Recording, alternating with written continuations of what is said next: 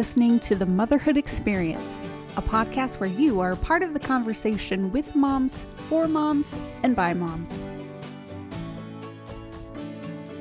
Let's jump into this episode with me, your host, Val Kleppen. Happy Tuesday. Welcome back to the Motherhood Experience podcast, where today my guest is Caitlyn Schollmeier. We didn't talk about it during this episode, but if that name sounds familiar, it might be because she was Miss United States 2020. We did, however, talk about her motherhood journey and everything that has transpired since, including her impromptu business that started while she was on bed rest and her recent partnership with Elora monitors. You can have access to all of the links in the show notes and the show description, as always. Be sure to follow along on Instagram, Facebook, and YouTube for all of the links and pertinent information from this week's episode as well. And I just want to thank you for commenting, subscribing, liking, sharing, because I know that you've been doing it, and I appreciate it so much. If you're not subscribed, go ahead and do that. Be sure that you don't miss an upcoming episode of the Motherhood Experience. I gotta say, we have been on such a roll lately. The guests have been absolutely incredible. I'm looking forward to showcasing more. And speaking of incredible guests, let's get into the episode with Caitlyn Schollmeier. Caitlyn, I'm so pleased to have you on the Motherhood Experience podcast. Thank you for coming on and being a guest. How are you doing? I'm doing great, and I'm happy to be here. Yes. I start every episode with ages of kids and stage of motherhood you're in. So why don't you tell me a little bit about that? Sure. So I have 3 kids. My oldest 2 are twins. They're 4 years old. They just turned 4. And then my youngest is my little girl, and she just is about to turn 1-year-old. So twins, I'm curious, are they identical or fraternal? They're identical. Do you have identical twins in your family? No, I don't. And they say too that identical twins are more of a fluke, like fraternal can run in families, but identical, we don't really know why they happen. And so no, there was no identical or any type of twins in my family. It was very much a surprise. Oh, wow. So I would love to get into that then, but first I'll back up a little bit. And when you and your husband got together, what were your dreams? What did you talk about starting a family one day? Or did you?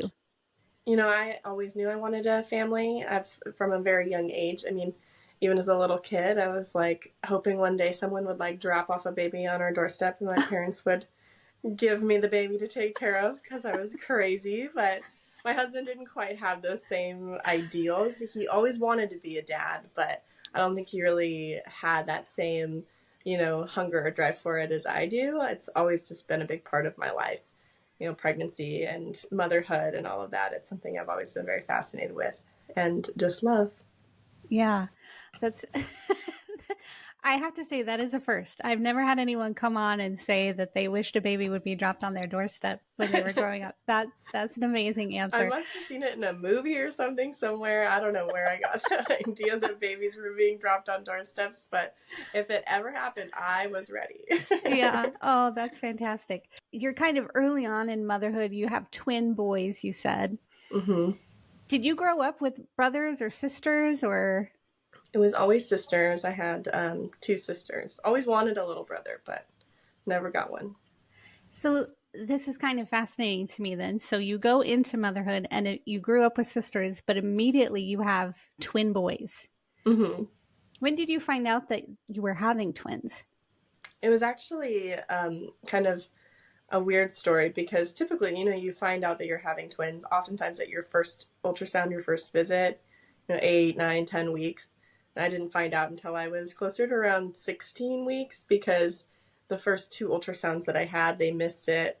And it wasn't until the 3rd one. And that ultrasound tech was not happy with my previous providers because she was not ready to diagnose twins that visit. And we definitely weren't expecting it because we had 2 ultrasounds already that they told us we were having 1 baby. So what was the mental shift then that took place when it's your first pregnancy, you're so excited to be bringing a baby into your home, and now, it's going to be 2.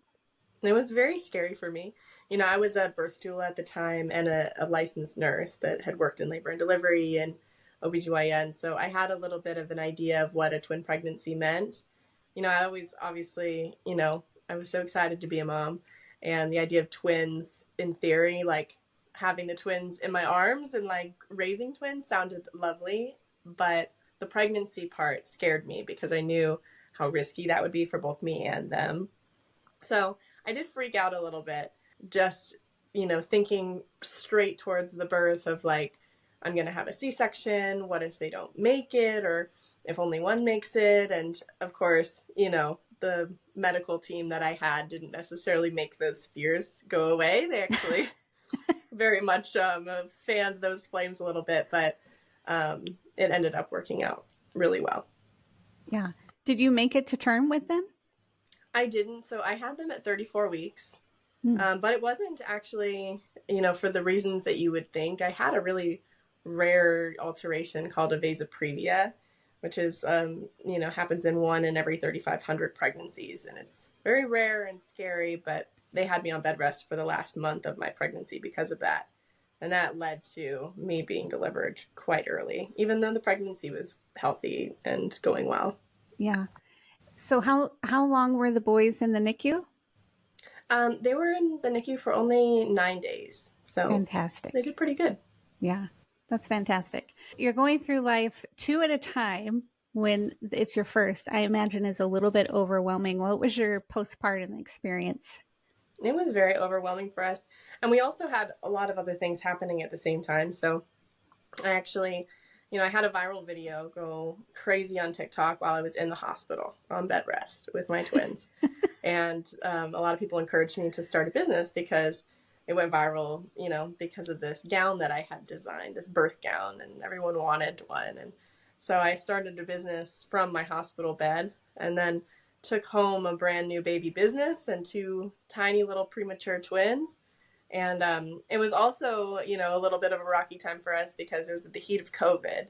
And our landlord at the time would not renew our lease because he wanted to sell his house. The cost of the house went up like crazy. So even though we were due the same month that our lease was up, he was not having it. So we ended up having to move into a trailer. So we had this new business and these tiny babies. We moved into a trailer in the middle of winter. And so it was just chaos and very stressful. And, my husband and I had a hard time the first few weeks, like getting any sleep at all because the babies don't sleep at the same time. So we ended up, taking shifts. And it kind of felt a little bit like I was a single mom to twins at times because, I never saw him when I was up and he didn't see me when he was up because we were on opposite sleep schedules. And then we were also trying to like pack all of these orders for this brand new business that we started. So it was a rough postpartum. It was a rough postpartum experience. It was very character building. That's a good perspective to have about it. So I am curious, was it your experience in labor and delivery and seeing women deliver in these normal hospital gowns that kind of made you want to prepare your own for your own delivery? Sort of. So I was a birth doula at the time and, a nurse, and I just wanted a better option for my clients. It was more for them than it was for me.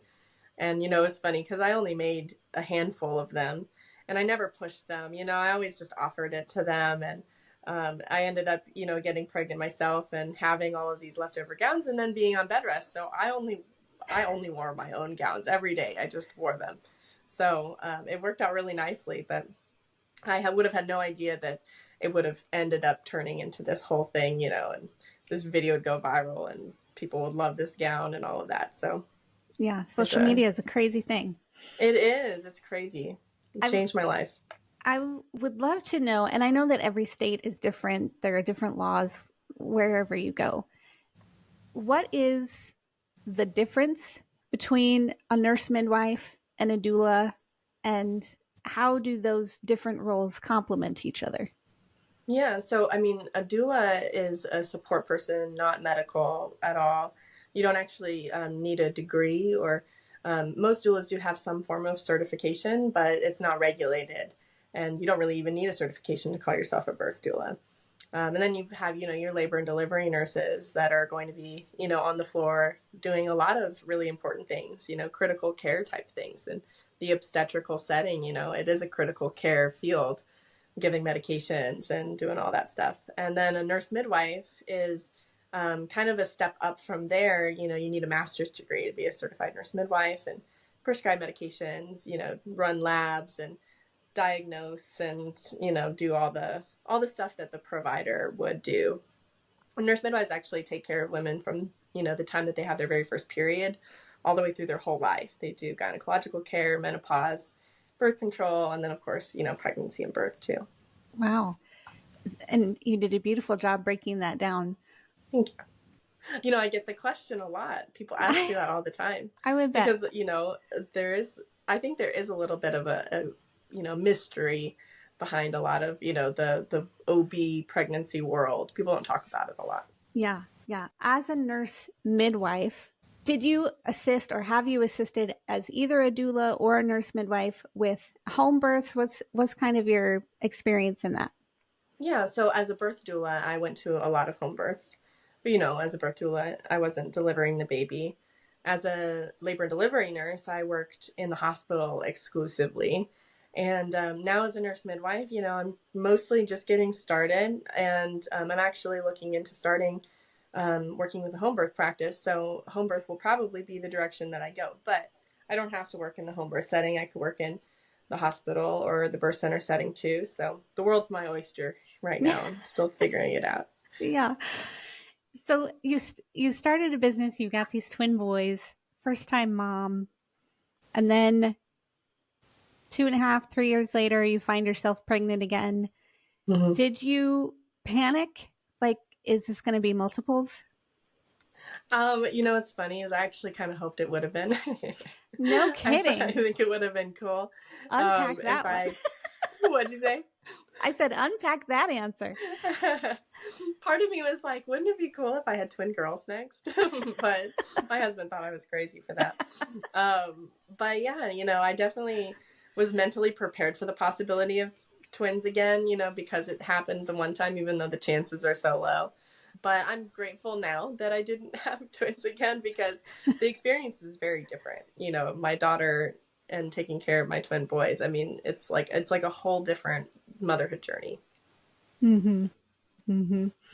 Are they, I mean, I know that they're only 4 right now, so there's probably a lot going on a lot of the time, but are they protective or nurturing of their baby sister at all? Oh yeah, they love her. They love her. And they tell me all the time they want another baby sister. They're very, they like to kiss her and rub her head like she's a cat, they'll pet her often. I don't think they know how to play with her, so they kiss her and love on her a lot. Try to calm her down when she cries. It's very cute. Aw. And so do you have plans for either a bigger family? Or are you content right now with 3? I do kind of like the idea of maybe one more, because I think part of it also has to do with just like my love for everything motherhood and just like that journey. It's why I became a midwife. It's why I like supporting families. I just think that it's such a beautiful part of life, growing a baby, meeting your baby, and then just watching them grow. And it's like, you meet a new version of your child every month, every year as they grow. And it's almost hard to imagine that chapter being closed for me. Yeah. Yeah. I will say not all, I can't say all, but almost all of the moms I talk to that have bigger families say 3 kids, stopping at 3 kids was or is the hardest. You got to go to 4. Yeah. You got to go to at least 4, and then for whatever reason, the math works out and it's just easier. But something about that number 3 is so complicated.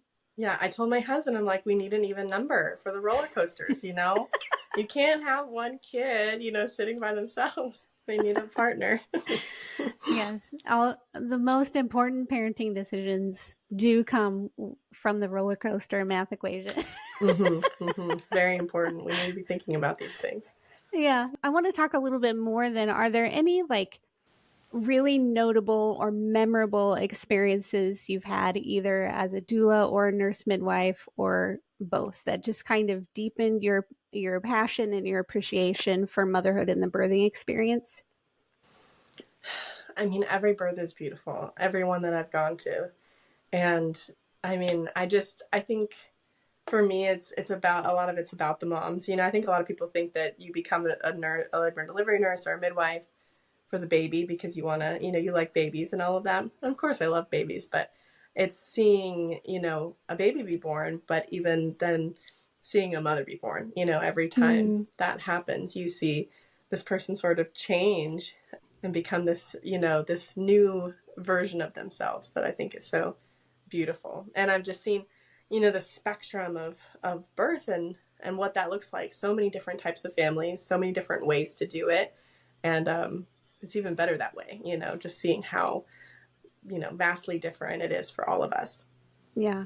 Are there clients or patients that you've had where you've been like, you know what, that's either they do something that you want to adopt and do in your own life, or you're just like, that's kind of who I want to become? Well, I will say that I've had midwifery mentors that is the case. My very first mentor, the person who convinced me, she didn't intentionally do it, but she did convince me to become a midwife just because she was so kind and compassionate to her patients. You could tell she cared. You could feel it, the warmth radiating from her whenever she was with her patients. And she was like a do-it-all kind of woman. You know what I mean? She had this great career. She was always hungry to learn more, in her career and do better and be a better version of this midwife that she was. And then she had this beautiful big family. She has 5 kids now. And, she made pizza from scratch and did the gardening and all the stuff. And I'm just like, how does this woman do it all? And that, I think, I had met her when I was 18. So I very much looked up to that and was like, I want to be just like that. I love that answer. And I love that you went straight to a mentor, because one of the things that comes up a lot on the podcast, one of the recurring themes is community and how important it is, how some moms are kind of always on the search for it, either to find it or to add to it or whatever the case may be. I know that you said you have moved, you were a California girl, now you're on the other side of the country. What has it been like for you to find community? Are you still building it? Kind of walk me through that story. I definitely am still building it. I'm one of those people that, I have moved a lot. I think in the span of like 5 years, I've moved like 9 times. So that has been a big part of, struggles with trying to find community. I think another part of it too is that, in the last few years, I've built this family, I've built this company, I've built my career as a midwife, and so I think that in a way it's hard to find people that, are kind of in that same kind of stage of life. I find myself, trying to support other people, with the things that I do in my work. And so, I'm there to support other people, but sometimes, you don't get that support back when you hold those roles and you hold that space for other people.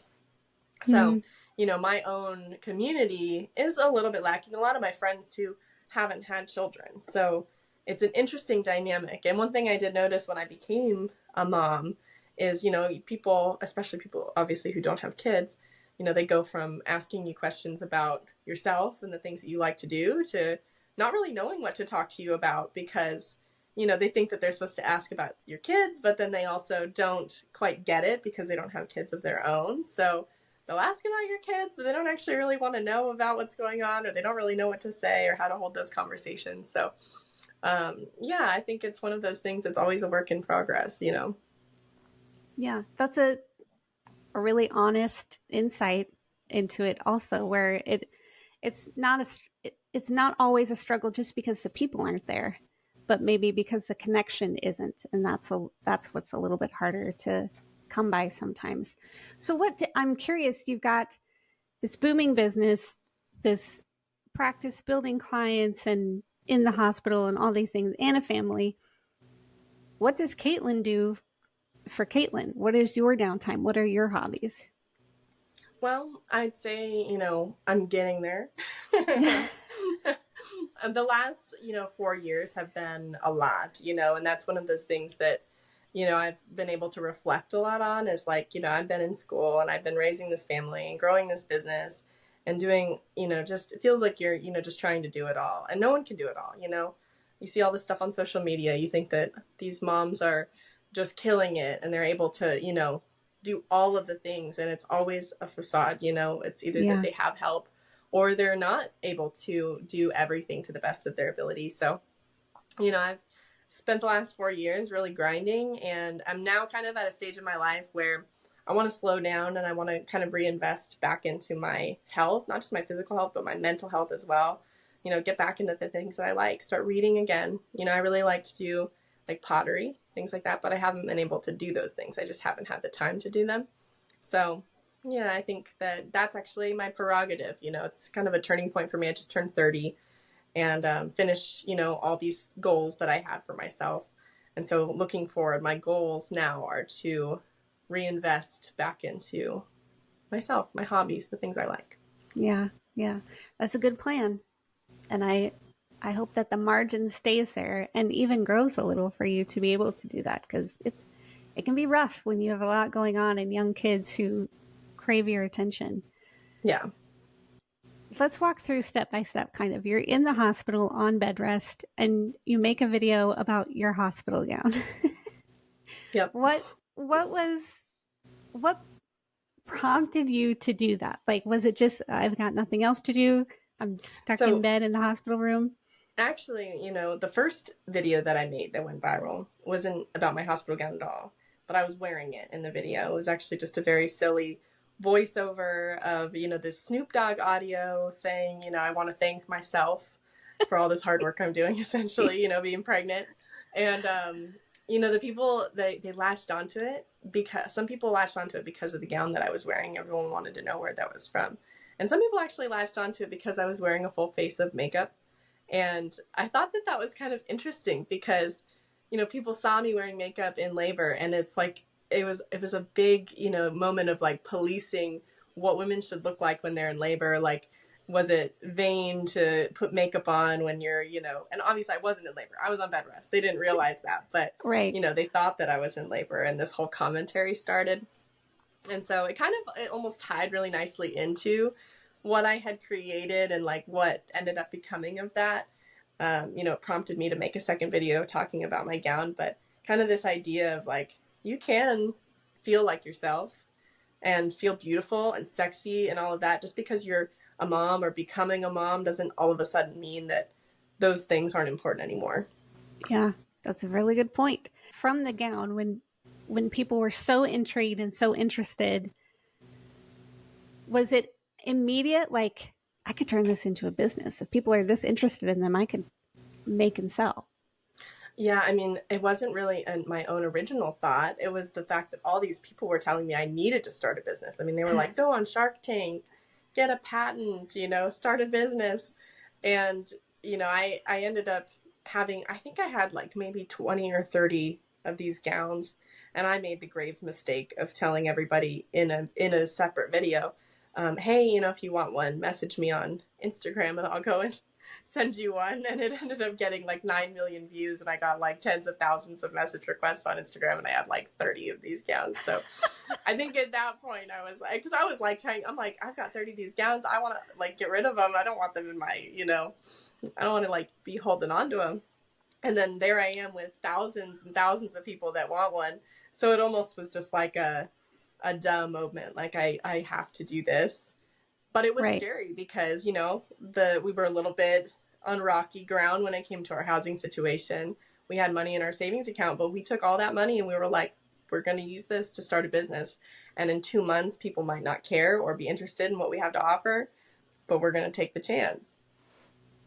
And so, did your gown appeal to people because it was just so much more intuitive? I think on your website, hospital gowns are made for sick people and pregnant women aren't sick people. Yeah. And that was a big part of it. I mean, it was a lot of those talking points because, one, hospital gowns, they're not made for women in general. They're not made for pregnant women. They're made for, people who need to sit on a bedpan and, we need to like take care of their pressure ulcer or something like that on their back. And, meanwhile, there's pregnant women that need to be monitored on their belly and it doesn't even open at the belly. And it's, it's also a question of privacy. As a nurse, we're taught one of your rights as a patient is, at least a semblance of privacy. And so, those hospital gowns, they don't really give people that. You end up taking it off, or pulling it up so that you can access the parts of the body that you need to access. And it's just not fair to the patients. And it's also one of those things where, meeting your baby is such a special moment. So why are we not making it special? It's so easy to just, for me, it's just design a gown that made sense, for the nurses, and it also makes sense for the mom. She has her privacy. It's comfortable. It's soft. It makes her feel beautiful and sexy, but it's also accessible for the nurses. It just makes sense. Yeah. Well, you had a window into both of those worlds. And so it does, like, there were probably moms who were like, oh, if only it were like this, but didn't, maybe like no hospital will accept it or whatever. And there were probably nurses who were like, man, this is a real pain for pregnant women, but it is what it is. And then here you just were like, no. Yeah. I mean, I think there's a lot of things when it comes to like new motherhood that there's just like lacking, like in that space, in that world. And like moms feel lost, and that the whole experience just, it could be so much better if we listened to moms, if we made products that helped them and supported them through a very life-changing journey. A lot of people don't, know what's going on, throughout their pregnancy, postpartum, especially postpartum, trying to learn how to take care of this brand new baby and yourself and heal and all of that. And it's like, it's almost like the world forgets about you, For sure. I do know. I very much know. And so what about then, you've mastered the gown and you started this business producing the gown. Did you just start thinking like, what else can we customize or improve? And that's really what the whole thing is, it started with this way of saying, okay, it's a small thing. How can we make your birth experience better, more comfortable? How can you feel, better, more empowered and all of that? And then, the company kind of expanded for me into how can we make pregnancy better? How can we help, people understand and learn about their bodies? And, started teaching classes, at my physical brick and mortar location, teamed up with LittleOne.Care and their Elora monitor, because their monitor, this brand new thing, it takes a whole different approach to, that new parenthood experience. A lot of the monitors, they are very, based on fear, people's worries about losing their baby, which are very, very real, very strong emotions. It's not always fair, to the parents in that way. And I really liked the way that, the team at LittleOne.Care, coming together to create this monitor that sort of helps people understand their babies and their development, all of the pieces of our baby a little bit better. And it just kind of sort of demystifies a little bit of that new parenthood experience. It makes you feel, I think, a little bit more, like on solid footing, like you've got it handled a little bit. Because I mean, my postpartum journey with my, twins was really rough. I mean, I went through a phase of postpartum depression. Like I said, I kind of felt like alone, almost like a single parent, at times, because my husband and I were taking turns. So I kind of wish I had something like that at that period of my life. Yeah. And are there more things that you hope to create or customize or add on to? Yeah. My entire goal with my company and everything that I'm doing outside of midwifery, obviously, and like taking care of my patients and their health, is really just about how can I make the parenthood, like the journey to parenthood, better and more joyful. That's really what I want it to be like. We like look towards our wedding, for example, and we hype it up and we spend all this money and all of, our hopes and dreams, we pour it into like our wedding and all of that. And it's like when you're meeting your baby, arguably, it's even more special. It's even more groundbreaking, life-changing. And yet it's this scary, like awful experience for so many people. People get, birth trauma, and they feel just like the rug's been ripped out from under them. And it doesn't have to be that way, with more support, with products that are made by women that understand what that journey is like and what we really need. I think it could be so much more enjoyable. I hope that maybe in 50 years, people aren't so afraid of having a baby, and it's, it's exciting for them. It's a happy experience. Yeah.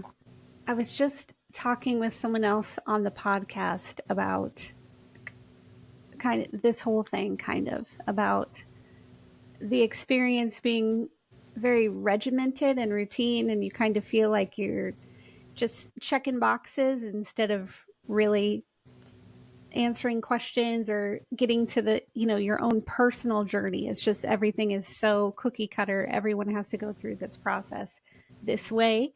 And I do think it's important, though, at least I hope this is true, and I believe that it is, that yes, the medical system, the labor and delivery process, no matter where you go, there are going to be some things lacking. There's always going to be that one nurse that you're like, why are you even in here caring for people, or whatever the case is. But it's not just a problem in the medical world, right? We need champions like you who think about things and see them in a different light, in a creative sense, to bring them up, to mention them. And yes, to advocate for parents, not just to keep them in this cookie cutter and keep them afraid. Yeah. I think I butchered that whole thing, but no, I get what you're saying, though. I think that there needs to be female innovators, mom innovators, people who are seeing, feeling the pain of, maybe lacking some of the things that we need, the support systems that we need, the products that we need.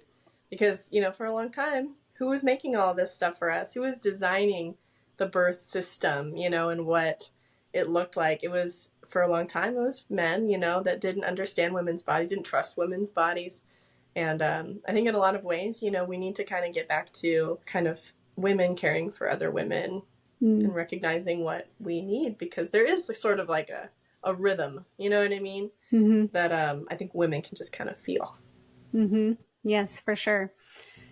When I was pregnant with my first, I can't remember, maybe it was babycenter.com or something like that, where it just tells you, like, every week it told you what to kind of expect, what the size of your baby was, and it had birthing videos, and it showed epidural birth, natural birth, and cesarean birth. And I just remember going down to my husband weeping and saying, I don't want to give any birth. Like, I just want to be pregnant forever, because birth is terrible and scary. And I was terrified. But now, having gone it 3 times in 3 different ways, like, it's a very primal experience. And even in my case, where I delivered 3 times, but I have 2 living children as a result, like, every single time it was a very beautiful experience. And it wasn't until after it was over and I could look back and reflect and think, like, I didn't have to be so scared. Yeah. And I think a lot of it comes from just the way we've changed how we look at birth. There was a time when, as little kids, we would be at the births of, our nieces and nephews and brothers and sisters, and, we would see it and be exposed to it, and it's a lot less scary. It's a lot less scary when you see how, it looks when it's, kind of left alone, and when it's healthy and all of those things. But when you never see it, and it's always in the dark, and no one's ever talking about it except for in those videos on TikTok or wherever, and it's always the scariest version of it, because that's the stuff that gets the emotional reaction from people. And so that's what people are exposed to. They're exposed to all the scariest stuff. And then there's also, the side of things where, you have a lot of people saying, oh, it's completely normal and natural and everything like that. And I think people are very skeptical about that, because there are some real, risks to it. And things to think about, but it's a balance. And I think that if we talked about it more, if we saw it and engaged with it more, I don't think that it would be so scary. How are you juggling today with running a business and raising young kids? Like, what does that look like for you day to day? It's a lot, and it's also all over the place. It's a little bit chaotic. I need to get into more of a rhythm of like more of a structured thing, because every day looks very different for me, and that's not always the easiest way to live life. You want to have more predictability to life than that. But I think that the cold hard truth, like I said before, anybody who's doing it all, or who looks like they're doing it all, is having to make real sacrifices. There are things that I look around my house and I'm like, I wish that I could get to that, and I don't, but because my kids need dinner and they need, their bath tonight. So these other things are going to have to take a back seat.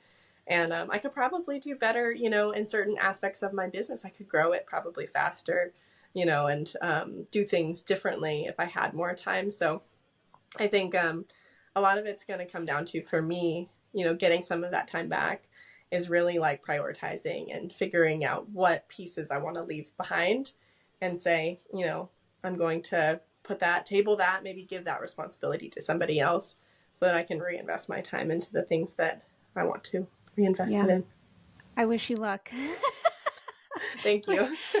I think a lot of times, like, we have those intentions and we know it's necessary, but then executing on it is kind of a different story, Yeah. especially in our different seasons. So I don't say that facetiously, like, yeah, good luck. I genuinely mean, I hope you fall into it. And we've talked about like the gowns and we talked about the partnership with the monitors, but like, what is your business? What is it that you do, that you're doing? What is it that you're building? Well, it's Lila, right? That's my brand, and that's, it covers everything that I'm working on. The gowns are definitely a huge part of that. It's, an entire collection now. I mean, it started with one gown. It's now a collection of 5 different styles. It's the most culturally and size inclusive, line of birth clothing that's out there on the market. You know, I think it's the highest quality, nicest stuff that you can find. But also, Layla is, I'm building it towards something that, like I said, that people can interact with, and that we can be with them throughout their whole journey, that we can take them through their pregnancy. We can offer them education and support, from a community, offer them a community and just a more enhanced journey to parenthood. And so anything that serves that purpose is something that I'm working on. I'm going to find all the new ways, and going through my own motherhood journey at the same time as doing that is super helpful because it kind of shines a light on the areas that I think are, lacking, and I'm trying to fill in those gaps. I'm an entrepreneur and a mentor. I'm there to kind of, let's see, what do we need to improve? Yeah. Yeah. You wear a lot of hats for sure. And, you have built a business on helping other women. How can other women, maybe even the listeners today, how can they help you? Well, I mean, if you need anything from pregnancy to birth to postpartum or even baby stuff, like supporting our business, supporting what I'm working on, it gives me, the ability to help other people in different ways and do more things.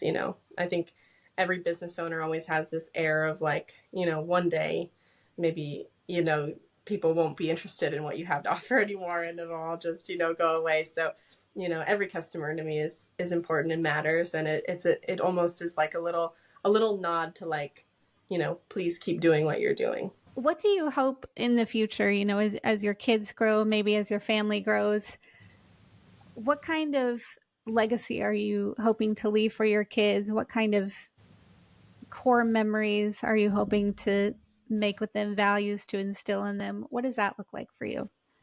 I would say, that is a very important part of my motherhood journey, is creating a beautiful, wonderful, light-filled childhood for them. And that's a big reason why I want to work hard, and so that I can provide that kind of lifestyle for them. We're actually building a house right now in the woods on a hill, and on this land out here in Tennessee. And I'm really excited for them to kind of just get, that sort of like free range kid, experience. And I also want them to see a mom and see, me as a role model of like, my mom is there, to love and support me and all of that, but she also works, because I do think that is a good thing for them to see, a mom that, has hobbies and interests and also helps people through their work, and, makes time for me too, and time for our family. So I want them to see that in what I do. Yeah. Does your husband have an active role in your business, or does he work outside of that? So he's not a business guy. So I think he used to have more of an active role when we really needed it in the beginning, but not anymore. So now it's pretty much just me when it comes to our business. But he goes to school and he's about to be finished with his physical therapy degree. So we were actually in school at the same time, and I was running our company, and we were raising our kids, and it was during that time that we had our daughter too. So it was just crazy and wild, which is part of the reason why I'm talking about toning it down and trying to reinvest in myself, because yeah, it's been a whirlwind. So I guess my next question would be, have you slept in the last 4 years? I actually sleep great. My daughter is like so chill and so wonderful, and so yeah, I've it's been good. It's been a lot, but yeah, it's been a really fun, wonderful 4 years. Definitely the most like enriching 4 years that I've had. It's taught me a lot. I've grown a lot. The person that I am today is completely different than where I was 4.5, 5 years ago. Yeah, yeah. So I love that you shared about having a mentor, and I think mentorship is very needed, but kind of antiquated these days. People don't really see the need for a mentor, but it's so important. Mm-hmm. I agree. How would you encourage other moms to either seek mentorship or offer it to others, depending on what stage they're in? I think it depends also, what kind of mentor you're looking for. I think that with COVID, I noticed that a lot of that community building went away because, when it came to like even just the support groups and the classes that I taught when I was a doula at the time, people weren't showing up anymore. They wanted to do Zoom, and it's convenient, doing Zoom is great and convenient in a lot of ways. But I really think there is something huge that's missing when we don't take the opportunity to go and meet people in person and be, in the presence of other moms and other people. So, and I think mentorship and community and all of those things, they almost like, when you're not looking for a partner or like a relationship, that's when you find the one. It's like you find community and you find, connections and opportunity when you put yourself out there and you go to the places where other people go. It just happens, I think. Yeah, it's a very organic thing a lot of the time. But I mean, also you have to be open to it in order Mm-hmm. for that organic thing to work or to kind of settle into where you are, I think also. Absolutely. So where can people find you? And again, we'll have all of these links in the show notes, but where do you spend most of your time online? How can people get in touch with you and find you? I definitely spend most of my time on TikTok. I make a lot of all kinds of different stuff on there. I don't have a direction, which is actually really, just reflective of my life because I'm all over the place. So I talk about my company. I share childbirth education, share mom content, funny things, skits, and also about my own personal life a little bit too. But my handle on TikTok is The Modern Midwife. And then, of course, on Instagram, I've got my company, which is Lila.Laborwear. Coined that word, laborwear, right? So you got your activewear, you got your, all the different types of wear, you got your laborwear. But yeah, it's mostly TikTok. That's really where people will find me. And do you have any like favorite products that you have now, or do they all just kind of suit their need in different ways for you? Like favorite products that I've made or Yeah. that I use. I mean, at the end of the day, my original Lila labor gown it's my love. It's my first gown. It was my first sort of invention design. I love that. And like I said, the Elora monitor is a really exciting thing right now. It's brand new. It's like equipped with AI. It's completely different than any other monitor that's out there. So I'm really excited to see what they're going to do, and how they're going to grow because it's so new and exciting. But yeah, I think a lot of it, you're right. Like they kind of suits your, your needs at the time, and yeah, it's all good. So I do want to hear more about this Elora monitor because I know with my kids, I'm I'm just curious because you said something where you're like the monitor is, and then you said something about fear. I can't remember. I can't quote you for verbatim, but I was like, that's so interesting because that was my case. My first was an emergency cesarean. She came home on an apnea monitor. I was afraid she was going to die any minute. Mm-hmm. My second was stillborn and did die before we could bring her home. And my third was also an emergency cesarean. And having gone through the worst thing ever, I was terrified it would happen again. So, yeah, that was like the monitor never left my side, but we also Yeah. didn't have a video monitor. It was, sound only. And so, tell me about the Elora monitor, how it's different, and how it appeases that. Yeah. Well, I also experience, like I think how a lot of moms do, just that overwhelming anxiety all the time. And I mean, I cannot even imagine what your anxiety was with your experience. But one thing that, from the perspective of a nurse and a midwife, when people tell me, oh, should I go and get this monitor that alarms me if my baby, SpO2 drops a certain, a lot of, my response is, well, you can if you want. If for some people it makes them feel better, but for I think a lot of people it makes them feel very anxious. It can cause a lot of, just there's a lot of false alarms. It's a lot of fear. And one thing that I like about the Elora monitor is that while it does, put some emphasis on safety in terms of, monitoring the baby's breathing movements and all of that, it does so much more than that. And it focuses so much more on the whole picture, right? Because, our babies are growing, developing people. And like those first, weeks, months, years are so valuable to them. And, how much we, talk and sing and pick them up and do tummy time and all of those things are also a huge important part of, parenting and that baby's first year or so. And so the monitor doesn't focus so much on just like keeping your baby alive, but helping enrich your baby's life and sort of that whole person, perspective, which I love as a midwife, right? Because we're taught in school, treat the patient as the whole person. You don't just look at their illness or like, the problem and focus on that. You want to think about their headspace. You want to think about their, their home life. You want to think about all of the pieces. And I think with our babies, sometimes we forget that. And I think it does feed into, like I said, mom anxiety and all of that. So recentering or refocusing our attention on our baby's, development and getting those like little wins. The monitor tracks all of these different things. And then you can look in the app and see, how my baby's sleeping at night, how much, time the baby's gotten in tummy time, or, how many words I'm speaking to my baby during the day. And I think it helps make the parenting experience just more exciting, joyful, and like I said, it recenters it on the less scary parts of parenting. I do know. It's just crazy to me. I'm a decade and a half almost older than you, and times are changing. Mm-hmm.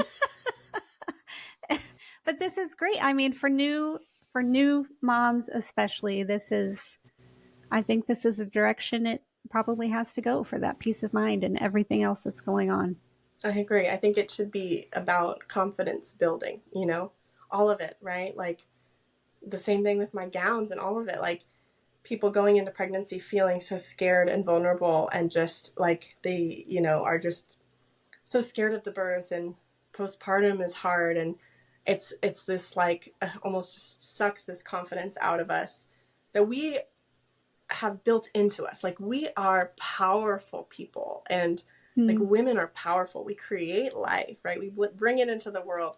And I think a quote, I can't remember who said it, but people like women can make a baby, grow a baby, birth a baby, feed a baby, all without leaving their bed. And so that's why, a lot of these things that I'm interested in and that I'm doing, it's about building confidence, teaching women about their bodies and what to expect so that they don't go into birth fearful. And then going into parenthood and saying, hey, you're doing a great job, and here's a little bit of extra support, from support groups or community or from your monitor that, tells you about all your little wins and everything throughout the day and weeks and months and stuff. So, yeah. Fantastic. Caitlyn, I appreciate you coming on and sharing not only your journey with us, but your passion and your desire to help moms as they enter into motherhood. I loved what you said about motherhood being birthed. same as the baby being birthed. And everybody, let's flood Caitlyn's website with orders and support her, and best wishes to you in growing and raising your family, dear. Thank you so much. Thank you so much for joining us on today's episode of the Motherhood Experience podcast. To join our exclusive TME community, head over to themotherhoodexperience.com/learn more. Be sure to follow the Motherhood Experience on Instagram, and please leave us a 5-star review wherever you listen to podcasts. If you're watching on YouTube, leave us a comment below, and we'll catch you next time.